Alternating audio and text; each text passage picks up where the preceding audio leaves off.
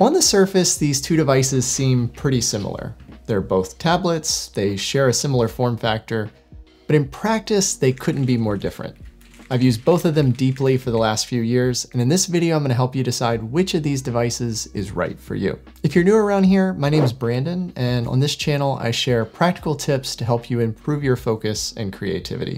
And if that sounds interesting to you, consider subscribing so that you don't miss out on the videos that I post here every other week. All right, back to the video. One of my beliefs is that there is no right device, but there is a right device for you.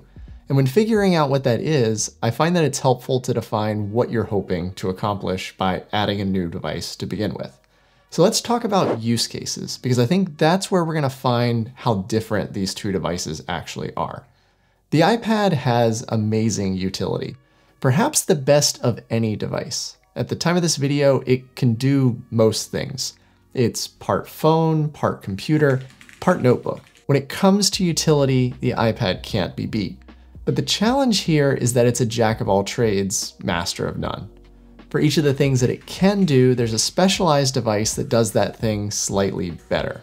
If I'm looking to communicate with someone, my phone is way more convenient for everyday carry. And if I'm looking to type a document or write some code, I'm way more comfortable on my computer with its large screen and comfy keyboard. And the same is true for writing. Yes, the iPad checks some technical boxes for its writing, but at the end of the day, it's an inferior experience to actually writing on paper.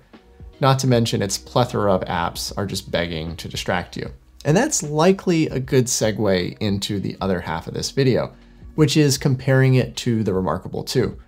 I think it's safe to say that the reMarkable is on the opposite end of the utility spectrum. It really only does one thing, which is writing, and being a great alternative to a traditional notebook. It is world-class at that one thing and that one thing only. Some will argue that it's good for reading documents like PDFs, but I find it hard to call it a universally good reading device when it doesn't support Kindle books. As a general rule, I've found that tools need to be opinionated to be as powerful as possible.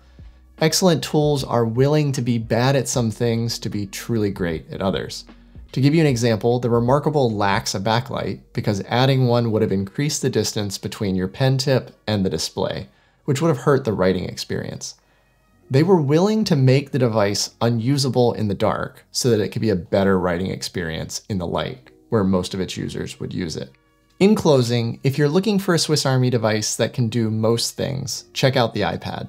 It's a truly impressive piece of technology. It's also an amazing digital art platform, and so if you're a digital artist, it's an easy recommend there. In my opinion, that's its one true world-class use case. If you are a professional, aspiring professional, or student who's looking to think more clearly and gain more focus, I highly recommend you check out the reMarkable. But before you commit to it, do yourself a favor and check out the other eink devices that are available as well. I've got a complete education of all the compelling options in this short playlist right here. Go check it out. And until next time, have a great day.